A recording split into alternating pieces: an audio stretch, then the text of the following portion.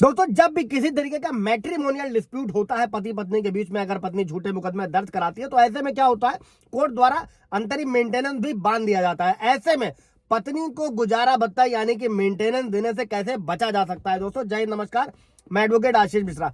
Like कर दीजिएगा, share कर दीजिएगा, सब्सक्राइब कर दीजिएगा ताकि ये इन्फॉर्मेशन और लोगों को मिल सके, उन्हें भी हेल्प मिल सके अपने केस में, अपने मुकदमे में। दोस्तों बढ़ते हैं वीडियो की तरफ। दोस्तों सीआरपीसी की धारा 125 के तहत जो अब नए कानून में भारतीय नागरिक सुरक्षा संहिता 144 है दोस्तों, पुराने केसेस पुरानी धाराओं पर चल रहे हैं, नए केसेस नई धाराओं पर चलेंगे जो कि 1 जुलाई 2024 के बाद से हुआ है। दोस्तों ऐसे में क्या है, सीआरपीसी 125 में पत्नी और जो भी आश्रित है उनके गुजारे भत्ते या भरण पोषण प्राप्त करने का उनको अधिकार है। और सीआरपीसी की धारा 125 के तहत गुजारे भत्ते का पूरा जो ब्यौरा है दोस्तों वो पेश किया गया है।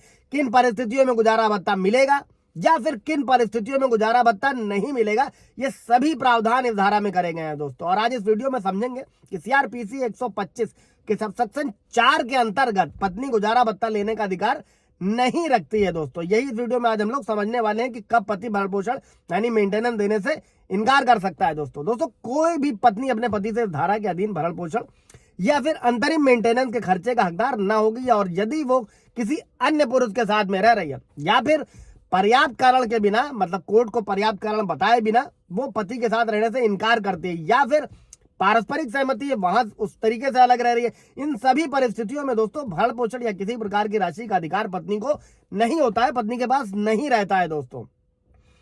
और दोस्तों ऐसे ही एक मामले में इलाहाबाद हाईकोर्ट ने एक ऐसे मामले में आदेश जारी किया जिसमें पत्नी को फैमिली कोर्ट ने 10,000 रुपए मासिक गुजारा भत्ता देने का आदेश किया था दोस्तों। और पत्नी ने फैमिली कोर्ट में यह मुकदमा दायर किया था और पति पक्ष से दहेज की मांग होने के कारण वो स्वेच्छा से जाकर अपने मायके रह रही थी दोस्तों, ऐसा पत्नी ने ब्लेम लगाया था और था इस तरीके से उसे गुजारा भत्ता मिलना चाहिए दोस्तों। और फैमिली कोर्ट ने महिला के पक्ष में हमेशा की तरह एज यूजुअल आदेश भी जारी कर दिया। इसी आदेश को चुनौती देते हुए दोस्तों पति ने क्या किया, इलाहाबाद हाईकोर्ट का दरवाजा खटखटाया।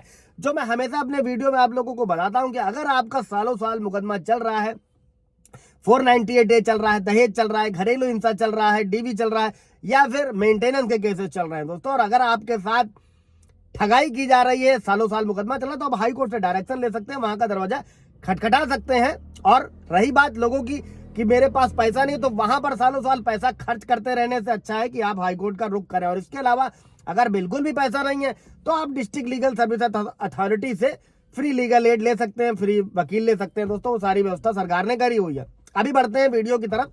और पति ने वहां मुकदमे के सभी पहलू जो भी थे दोस्तों उसने हाईकोर्ट के सामने रखा कि पत्नी दहेज की जो मांग करने की बात को जो कोर्ट के सामने था वो ठोस प्रमाण भी पत्नी पेश नहीं कर सकी दोस्तों। और कोर्ट ने पूरे अध्ययन में ये पाया कि महिला स्वेच्छा से यानी कि अपनी मर्जी से अपने मायके जाकर रह रही है और सीआरपीसी की धारा 125 के तार के तहत वो गुजारा भत्ता प्राप्त करने का हकदार नहीं है। महिला बिना किसी कारण से दोस्तों अगर स्वेच्छा से मायके में निवास कर रही है दोस्तों, तो इसी बात पर, इसी तर्क पर पति को राहत देते हुए दोस्तों कोर्ट ने फैमिली कोर्ट द्वारा जो आदेश था गुजारे भत्ते का उसको रोक दिया दोस्तों, और पति के पक्ष में आदेश पारित किया। और धारा 125(4) का जो प्रयोग है दोस्तों वो ऐसी पत्नी जो स्वयं की इच्छा से अलग रह रही हो या फिर उसके पास कोई पर्याप्त कारण नहीं है जिससे वो घर बता सके, ऐसी स्थिति में पति से भरण पोषण के खर्चे का हकदार नहीं रहती है। इस फैसले के और इसी फैसले के अंतर्गत दोस्तों ये मिसाल बने हैं जिनका संदर्भ आप अपने केसेस में, ये सारे केसेस जो होते हैं इनको आप अपने मैटर में लगा सकते हैं